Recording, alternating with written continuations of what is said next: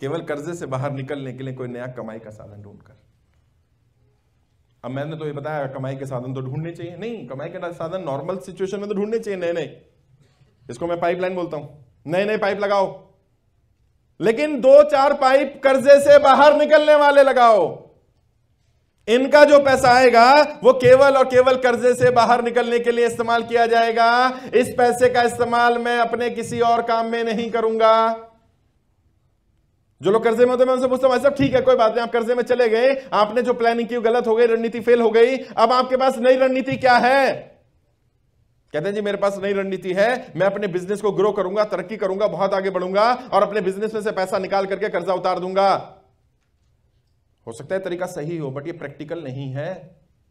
क्यों? क्योंकि आज आपके बिजनेस की जो वैल्यू थी, आपकी जो एसेट थी वो 1 करोड़ की थी, कल आपकी टर्नओवर आकर के 5 करोड़ हो गई। अब उस 5 करोड़ में से आप 1 करोड़ निकालना चाहोगे तो आपका दिल दुखेगा, यार मैं अपना पैसा क्यों दे रहा हूं। तो क्या करो, कोई छोटा सा पाइप लगा दो ना, वहां से थोड़ा थोड़ा रिश्ता रहे, निकलता रहे कर्जा का। कोई ऐसा खास सोर्स ऑफ इनकम जनरेट करो, यहां से आया हुआ पैसा केवल कर्जे में जाएगा, यहां से केवल इंस्टॉलमेंट भरी जाएगी, यहां से केवल और केवल ये खर्चा होगा, ये पैसा मैं अपने लिए इस्तेमाल नहीं करूंगा और अपने खर्चे, अपने काम धंधे, नौकरी जो कर रहा हूं उससे ही चलाऊंगा। क्या हो सकता है? कुछ भी हो सकता है। आप अगर नौकरी करते हैं तो आपके पास कोई नॉलेज है, उस नॉलेज का इस्तेमाल करिए, सर्विस सेक्टर में चले जाइए। आप जहां नौकरी करते हैं पार्ट टाइम में कोई और नौकरी पकड़ सकते हैं केवल कर्जे के लिए, वो नौकरी कर्जे के लिए, और केवल तब तक है जब तक आप कर्जे से बाहर नहीं निकल जाते। कोई बिजनेस, कोई एडवाइजरी, कोई ऐसा आपको लगता है आपके पास कुछ आइडियाज हैं, आप आइडियाज किसी को दे सकते हैं, अपने आइडियाज सेल करना शुरू कर दो और उससे कुछ पैसा कमाना शुरू करो। और केवल ये काम तब तक करो जब तक आप कर्जे से बाहर ना निकल जाओ, और कर्जे से बाहर निकलते उसको छोड़ना चाहो छोड़ सकते हो, अगर नहीं छोड़ना चाहो तो एक नए प्रोफेशन के रूप में उसका इस्तेमाल कर लो। और जब ऐसा करोगे ना तो हो सकता है आपके पास एक नया सोर्स ऑफ इनकम जनरेट हो जाए जो कर्जे के बाद भी आपके लिए कमाई का सोर्स बन जाए।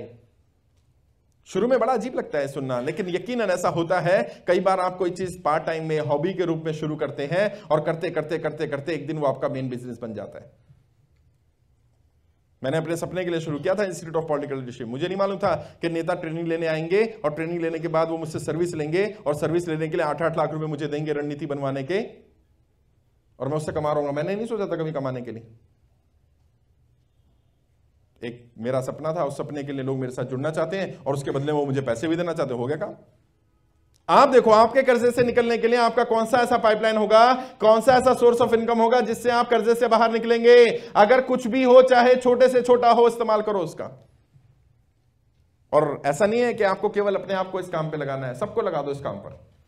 हर उस व्यक्ति को, हर उस चीज को इस काम पर